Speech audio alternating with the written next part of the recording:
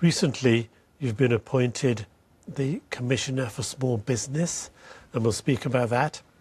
Before we do, can we briefly touch upon the general election, where you stood as MP for Wolverhampton, and I know that you gained huge amount of support and you had a big amount of votes. The electorate came out and supported you. You had over 20,000 votes. I know. But the seat was lost to Labour. I mean, how did you feel after that when that happened? Look, it's part of life. I've been very privileged and very lucky to be an MP for 5 years. Funny enough, I was just talking to some MPs over the weekend, and then we were looking about at our time between 2010 and 2015. And when you look back, it actually was quite a nice time. It was more of a stable time. We have so much uncertainty at the moment. How did I feel at the time? Well, look, I gave it my best shot. I was really touched by the number of people who came and supported me. And I really did feel it was quite tangible, the support this time. But politics is politics. As we know, the election was all sorts of results.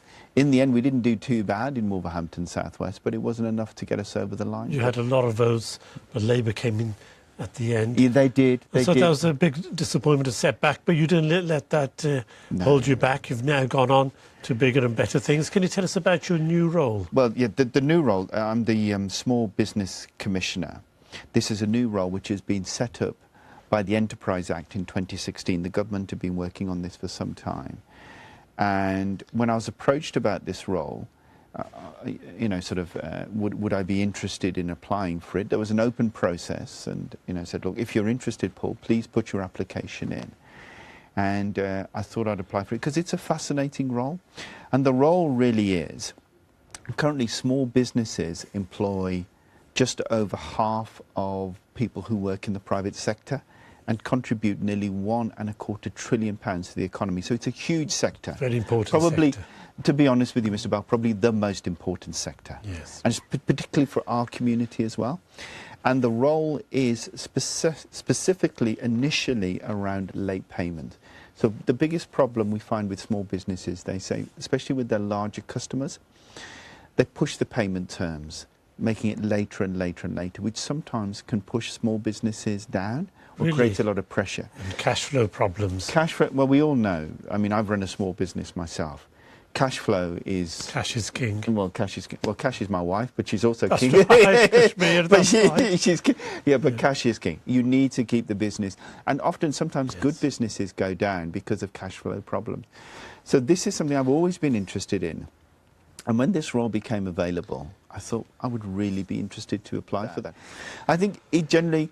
What I would say this, anybody who's watching the show, if you feel you're a small business, come and talk to me. Get in touch. Get in nationally, wherever they are in the UK. You're quite right. This is, and I want to make this point, although the office is based in Birmingham, this is a national role. We are going to talk to small businesses up and down the country and push the agenda for small businesses throughout the UK. Moving on to the general business environment that's been created in this country, is there a real shift towards a small business?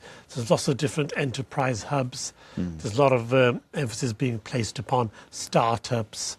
Is that seen as the future of Britain, being a startup enterprise? Well, in any country, I think its main asset is its people and its drive and ambition. And what I want to do, especially for the younger generation as well, is people feel they've got new ideas, come forward with it.